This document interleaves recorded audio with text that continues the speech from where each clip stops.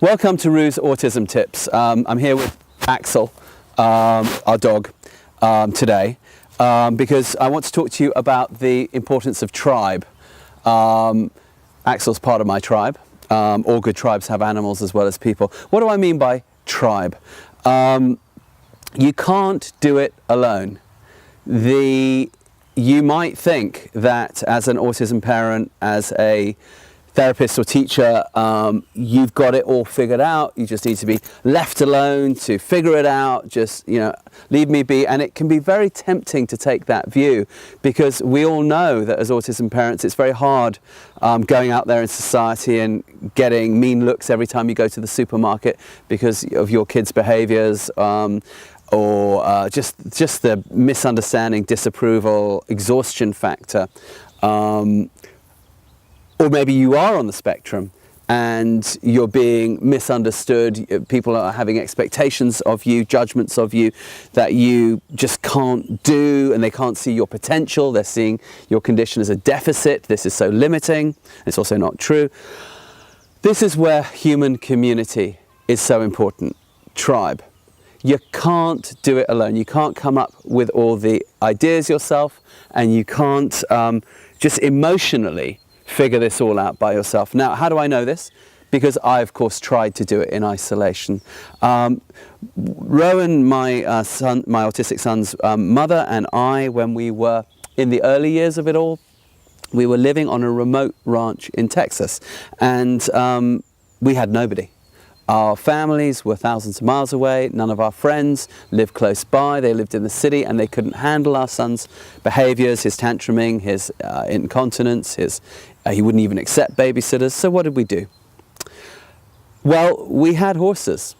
And of course, I was riding with Rowan, and that's how his language came. And little by little, people started wanting to work with us. And of course, it was people who were interested in horses. Now, if Rowan's interest had been bicycles, if Rowan's interest had been anything else, I would have created something around that.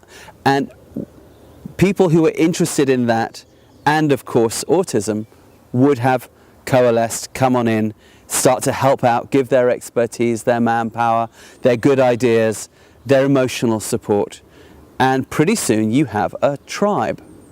You've got to go look for this. What are your interests? What are your child's interests? Have you got a nice dog that might take you out? People stop and chat to you.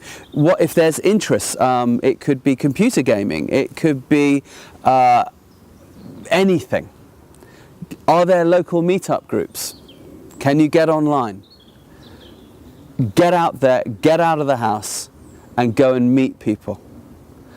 Pretty soon, a community, a tribe, will begin to coalesce around you and your child, and this will help. Also, they say it takes a village to raise a kid. Well, like all truisms and all cliches, it's true, it does.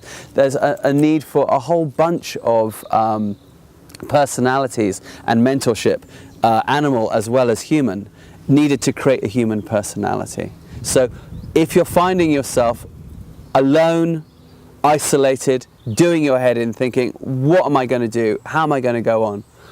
Find your tribe. That's how human beings are actually supposed to live. For more on this and other applied neuroscience, get on our website, newtrails.co, ntls.co, New Trails Learning Systems. Tons of scientific, educational, behavioral modules on there, and fun. See you there.